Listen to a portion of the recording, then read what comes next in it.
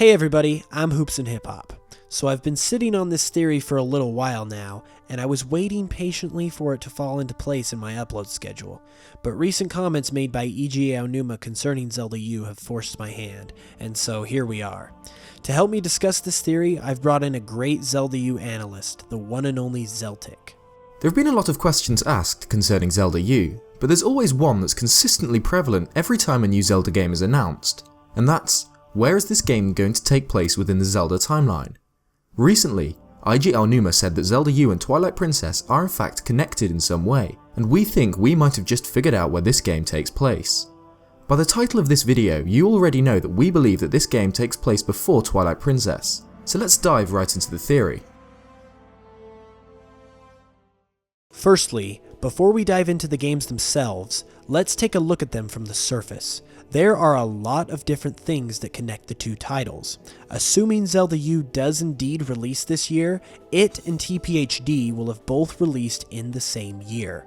You could chalk that up to coincidence, but if you were going to release a game that connected to another in the series, wouldn't you take the chance to re-release that game in some way beforehand? I see this as some sneaky foreshadowing by Nintendo to get us all caught up on the events in TP, so certain things will ring louder and clearer when it comes time to play Zelda U later in the year. I'd be a fool though if that was my only piece of evidence. First discovered by HMK, there are pictures of the early Zelda U footage hanging in a shop within Hyrule Castle Town in TPHD, and whether that's just an Easter egg or some more foreshadowing, the Wolf Link amiibo from TPHD is the real link between the two.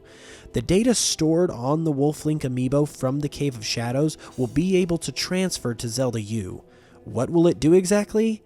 We have no idea at this time, but it would seem strange to allow a Twilight Princess amiibo to connect to Zelda U if it took place in another timeline and nowhere near the events of Twilight Princess. Getting into the games now, there are several things within the footage of Zelda U that we can connect to Twilight Princess. Firstly are the apparent Gerudo armbands that Link is wearing.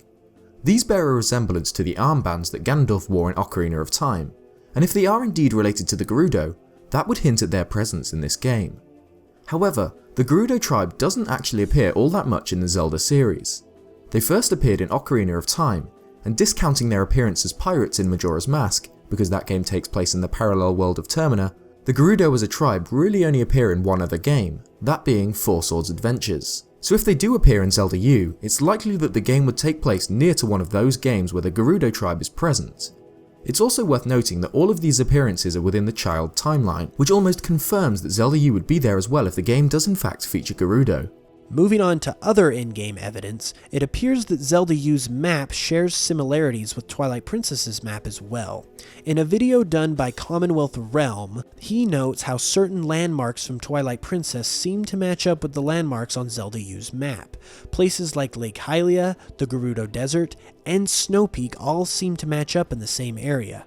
Additionally, and also noted by Commonwealth, it appears that the Great Bridge of Hylia seen in Twilight Princess is also present in Zelda U, but in a much better state of condition. This would hint that Zelda U takes place before the bridge was ravaged, and therefore before Twilight Princess. There is a link in the description to Commonwealth's video on this, and I recommend you go check it out. And now we get into what we believe to be the definitive piece of evidence, Link's bow.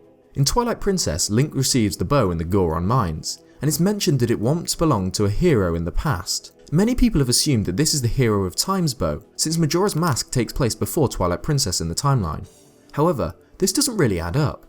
While there are similarities between Link's bow in Majora's Mask and his bow in Twilight Princess, there are also major differences. Link's bow in Majora's Mask doesn't have the metal handguards like the bow in Twilight Princess. The colour also appears to be a little off, and the Twilight Princess bow appears significantly bigger than the one in Majora's Mask.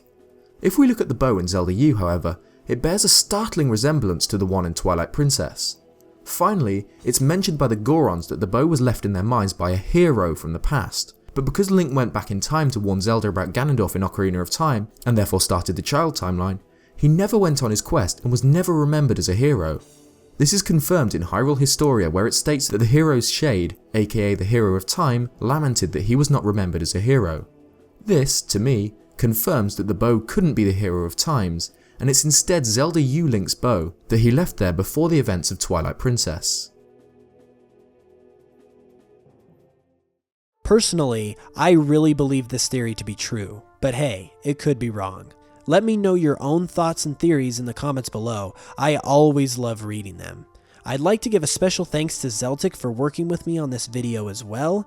He is pretty much an expert on Zelda U, and he has some excellent videos about it. You guys should really go check him out.